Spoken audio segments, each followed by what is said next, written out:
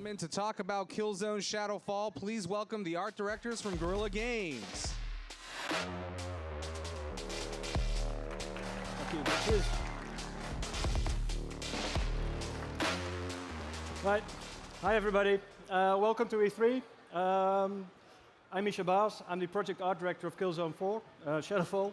And I would like you to take a look at our announce demo we showed in February. OK, that's it. Take it away.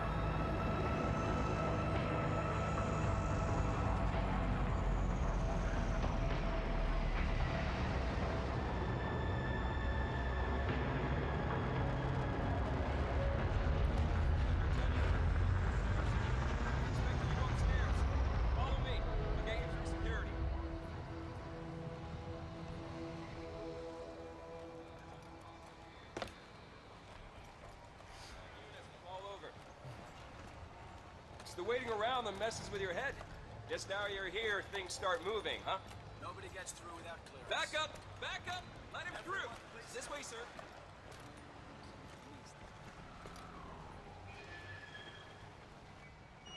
Sorry, sir, just a formality.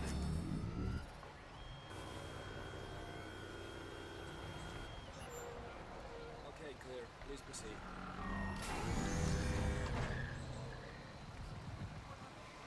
What happened to the plane? Where did that go? Yeah, well,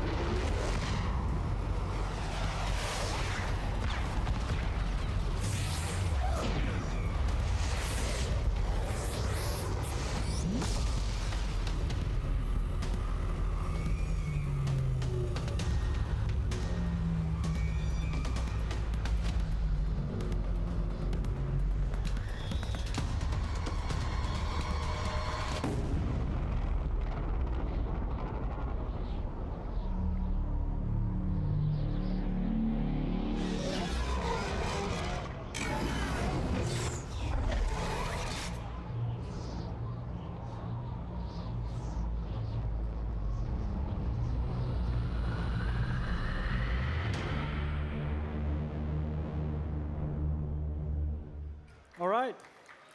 So this was a live presentation. Eric died. He's still a better player than us, so don't take it too hard on him. Okay, so I'm here to talk about the art of Killzone Shadowfall, more specifically about the demo you just saw. So 2 years ago, at the end of Killzone 3, we were faced with a destroyed planet, and we had to find a new planet to set the new game on. So it's kind of the perfect moment for some change. Planet is destroyed. The planet was very kind of typical Killzone, brown, green. Everything was miserable and destroyed and already, or worn down, and kind of an awful place. Perfect home for the Helghast. Now, here we are. We're faced with a new situation. So, let's take it a different direction. It's going to be next gen. So, let's do something with a lot more color, a lot more vibrancy. The perfect place for that is Vekta. Vekta is the original planet in Killzone 1, home of the ISA. It's a beautiful planet. It's lush, it's green, lots of water, and we decided to. We thought it was actually a brilliant place, a brilliant opportunity to take take that aspect, that beautiful environment, and then take the Helghast and mix them in that environment and see what happens next. All right, that's my introduction. I would like to now give the mic to Roy. He's the concept art director. Hi guys, it was great to be here. I'm Roy Posma. I'm also art director on Killzone Shadowfall. Mainly responsible for all the 2D work, like all the concepts, and pretty much like all the designs that we make for the Killzone universe. So, how to make this massive, futuristic, utopian city, while actually maintaining the realism with a twist, which is like really important for us. That's sort of our key phrase that we apply to anything we design in the game. So you can break down a city in many things. The thing we didn't want to do too much with was actually the architecture. Now for us, we definitely want to make like amazing, big, shiny buildings, but we really wanted to keep them like as realistic as possible. Make them big, make them shiny, but at the same time, if you look at a building, you'll understand it's a building. That's actually our main ingredient for the realism out of the thing. So for the twist, we wanted to go into a next step. We really wanted to play with the setting. So what we actually did and what inspired us is like, back on Killzone 1, we actually had Vekta City as well. Only, back then, the city was built on a slope. We had like these stairs on it with all this, with the city on it. Problem was back then we couldn't really show the vision. We didn't have the power to make that work. This time we could. So we really wanted, to make it shine, to make it great, and we actually, want to make it a bit bigger as well.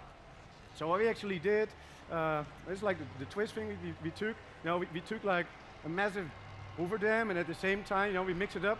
As we call it, like, it's the Delta works. It's like this big dike that actually makes sure that, where we live in the Netherlands, we don't drown. So we combined those two together, and out of that came this, insanely huge Hoover Dam. Is like probably up to like 2 miles high. And what we did, we took our city and we just placed it like straight on top of it, and that's actually, how we got the twist in, and created like this really, well, I'd say futuristic, crazy city. So the next thing we had a lab is just like, how to make an utopian city out of it. So what we did, we just kicked out all the traffic. You don't want to have traffic jams, all these kind of things in the city where you live. So we make these big clusters of trains, put everybody in there, and then we could take out all the roads, put nice parks in there. Everybody can like stroll around and be happy and all these kind of things. The problem is if you take all that traffic out, you also lose a lot of life in the city. So we had to bring that back. And how we did that was like with this baby here. We came up with like this sort of, as we call it, the commercial bots. If you, I don't know, order shoes or pizza or whatever, they will bring it home. So we got like 10,000s of these things flying through the city with all these kind of different kind of commercial signage on it and have all these kind of things, and they really bring back like the life, in our city. And that's pretty much how we build this thing up. Next thing I want to show is actually, this is like a final model. The ones you see here, you have to remember, like this demo is like half year old. It's all pre-alpha. That one is I'm not saying finished, but that's our current state of, of our model, of the commercial bot. We have all these signage on it. I think this is like the, the World Transport Federation brand. Yeah, I want to take you on and actually show some of our new characters as well.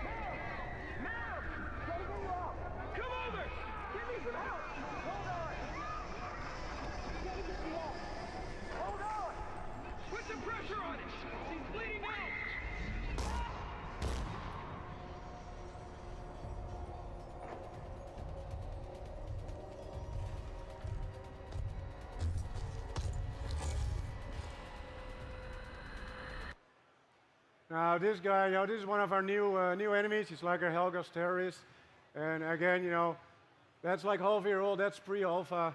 That's our current in-game model. We got up to like 40,000 polygons in it. This is actually really in-game model. It's not a render or something. You can see all the amazing detail on this guy. What made this guy like really interesting actually is he's like a mix of both sides. He's like an ISA civilian, like the sporty base, that's what we base him on, and actually we dress him up with all these Helghast surplus military hardware. That's all these straps on it, which is like really great, for the design of a character. You can really play with all the volumes. We have all these straps like flying around, in the wind and when he's running, all these kind of cool things. And it's a nasty guy. You can cloak, disguise, all these kind of things. So another guy. This is one of my favorite characters, to be honest. He's been with us since I think Killzone 2 and Killzone 3 was there. He's our sniper. This guy can cloak as well. We really wanted to revamp this guy. Again, it's an in-game shot. If you really look like at all the detail of this guy, what I really like to do with all the characters is to stack up as many different materials on top of each other. It really gives a lot of depth to the character design. With all our new shaders, everything has different properties and fidelity on it. One of the new characters I like to show off as well is actually Echo. Now she will be a bit, she's a bit like the Shadow Marshal actually of the Helghast. So you're definitely going to meet up with her. And as the last part for like my part is introduce you to the new version of our main iconic enemy. The Helghast Assault guy. So that's it for me. I just want to hand it over to Arjen Bak. He's going to show his in the real demo behind the scenes, and here you go. Hello guys. So I'm Arjen Bak. I am the environment art director on Killzone Shadowfall. My responsibility is to translate that vision that the guys just talked about into the actual game world and make sure that that's done at the highest possible quality. Now, in this demo, we have the Helghast terrorist plays a bomb inside the building. And to create this event, we actually built two versions of the game world, one before and one after the blast. Now, to give you a better look at this, I'm going to take the camera out of the first-person perspective and go into more of a bird's-eye view.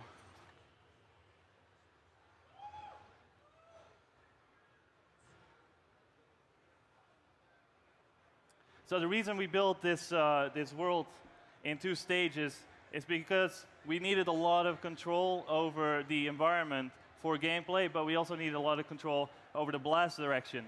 So what you can see on the screen right now is that the blast originated from the building, then fanned out to the sides, and then all the way in the back here where all the small debris landed. Now, another new system that we added to Killzone is what we call the dynamic dust system. And this system allows us to add a thin layer of dust onto the characters and onto the world and onto any object that is either moving or standing still. So you can see in these corners here, you got all the dust building up. There is dust on the tops of these cover pieces. So the last thing I want to show you guys is one of our debug tools. So this debug tool is something that we use to manage the tremendous amount of detail that you see on the screen here. It allows us to, let me see if I can get it up here.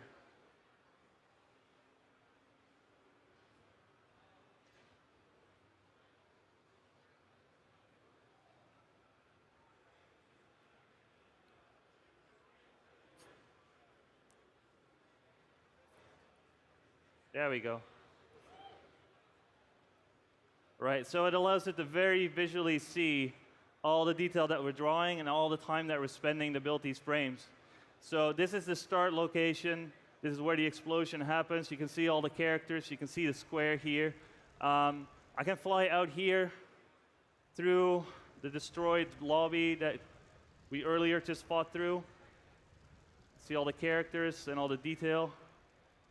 Then go out in the back here, and eventually look out over this entire city that are full 3D models being rendered at real time. So this concludes our behind-the-scenes look on Killzone Shadowfall. If you'd like to see more, there is the experience room over on your right. We're live demoing a entirely new single-player mission, and enjoy E3, and thanks for listening.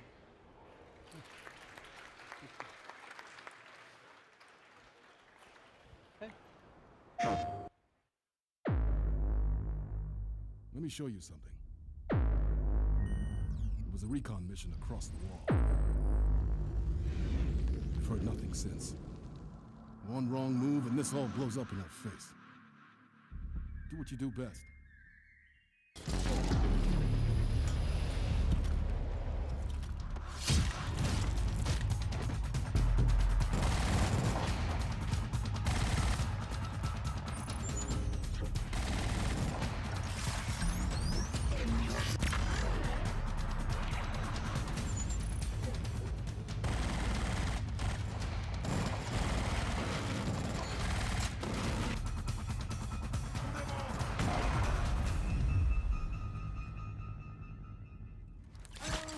Down!